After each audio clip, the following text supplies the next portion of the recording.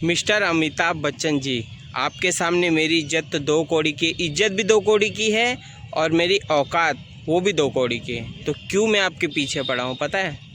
क्योंकि मैं सत्य के साथ हूँ। भाई देखो, जो भी हो मैं एकदम सत्य के साथ हूँ। और अमिताभ बच्चन जी, आप बहुत गलत हैं। ये जो बात को मैं उठा रहा हूँ उस हिसाब से आप गलत हो।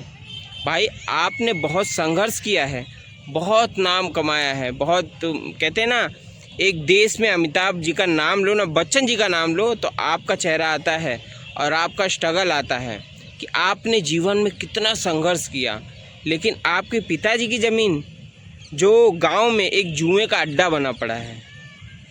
मैं सोचता हूं कि चलो मैं ही कम से कम ये जिम्मा उठाऊं कि आप तक मैं आवाज़ पहुंचाऊं कि आपके पिताजी के ज़मीन पे हर कुकर्म होते हैं और गांव वाले वहां जुआ सट्टा खेलते हैं, दारू का अड्डा बना पड़ा है और बहुत लोग तो वहां हगने जाते हैं क्योंकि पुस्तकालय है, पुस्तकालय में लैट्रिन बाथरूम तो बना ही बना है। अब पुस्तकालय खुला पड़ा है, कोई देख रेख नहीं है, तो गांव वाले जाते हैं उसमें हग के चले आते हैं। तो ये देखता हूँ तो मुझे बड़ा ख़राब लगता है कि आप मुंबई में रहते हो तो वहाँ महलों में रहते हो, लेकिन आपके गांव में आपके पिताजी का जो पुस्तकालय है वो इतनी बुरी हालात में है। और सच बोलूँ तो आपके पिताजी के पुस्तकालय में रात में कोई जाता नहीं है क्योंकि रात में वहाँ फटती है, क्योंकि बहुत लोग का कहना है कि वहाँ पर आपके पिताजी की आत्मा आज भी भटक रही है। ये बहुत चौंकाने वाली बात है। सदी के महानायक श्री अमिताभ बच्चन जी के पिताजी की आत्मा आज भी गांव में भटक रही है। पता नहीं क्यों, लेकिन मेरे भी सपने में 2 बार आ चुके, 2-3 बार तो आ चुके हैं। और सपने में एक कहते हैं ना, एक गुजरा हुआ व्यक्ति जब सपने में आए तो बहुत ही गहरा संदेश देते हैं। क्या मालूम वही कहना चाह रहे हों कि मेरे बेटे को बताओ कि मेरे नाम पे यहाँ कुछ बनवाए यहाँ पर। तो इसलिए दादा मैं ये मैसेज दे रहा हूँ क्योंकि आपके गांव वाले तो आपको इतना भला बुरा कहते हैं, इतना भला बुरा कहते हैं कि क्या ही बताऊँ दादा। आप कंपनी आवे लगी है। अच्छा, हमको बहुत से लोग कमेंट कर रहे थे तो भिखारी यहाँ पैसा जाए मांग ला अमिताभ बच्चन। हम पैसा मांगते ही पैसा नहीं भाई, मुझे पैसा नहीं चाहिए, मुझे पैसा नहीं चाहिए अमिताभ बच्चन जी से। मैं चाहता हूं कि अमिताभ बच्चन जी अपने पिताजी के धरोहर को, जिन्होंने मधुशाला जैसी कविताओं का लेखन किया और पूरे देश विदेश में भी फेमस है। मधुशाला हरिवंश राय बच्चन के लिखी हुई कविता है। हाँ, उन्होंने बतावे ना यूनिवर्सिटी में रहा बहन एक से एक कविता लिखे आए मधुशाला का, थोड़े मधुशाला फेमस है ये। और उसके अलावा वो कविता है हरिवंश राय बच्चन जी की, उन्होंने बतावे कि नहीं। जो कि अमिताभ बच्चन जी, आप किसी भी कार्यक्रम में जाते हैं ना तो अपने पिताजी का जो मधुशाला का क्रेडिट है आप हमेशा हर जगह लेते हैं, लेकिन आप कुछ पंक्तियां उसकी सुना देता हूँ। बाबूजी तो इसे गा करके सुनाया करते थे, यहाँ तो गाने लायक मैं हूँ नहीं।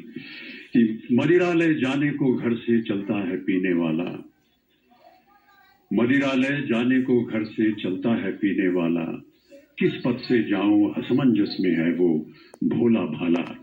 अलग अलग पथ बतलाते सब, अलग अलग पथ बतलाते सब, पर मैं ये बतलाता हूँ कि राह पकड़ तू एक चला चल, पा जाएगा मधुशाला। आपको लगता नहीं कि अपने पिताजी के लिए कुछ करें आप?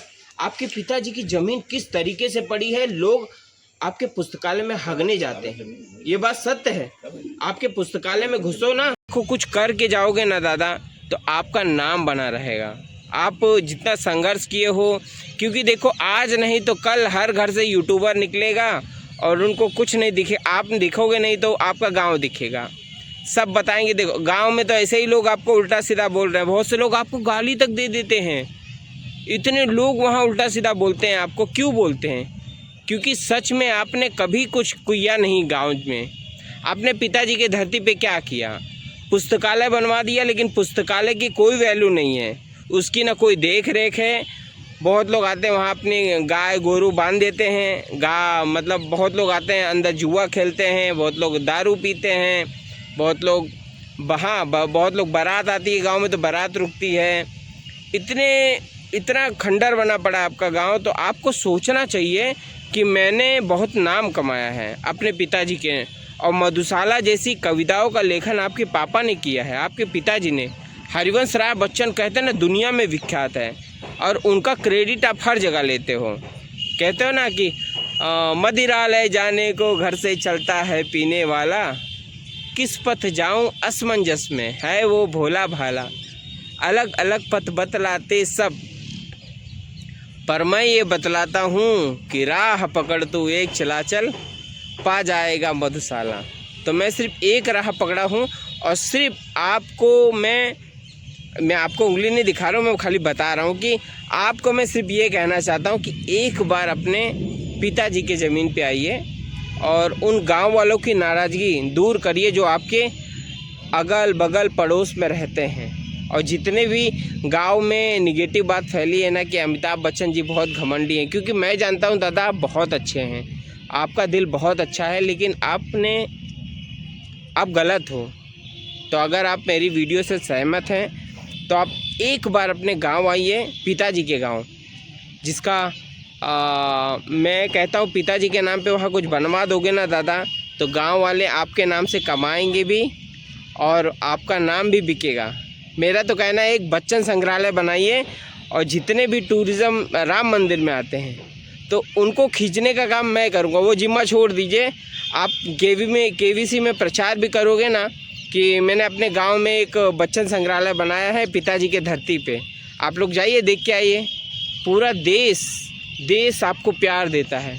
तो जो राम मंदिर की यात्रा करेगा वो आपके गांव आएगा, तो गांव आएगा तो गांव आएंगे तो गांव में व्यापार बढ़ेगा।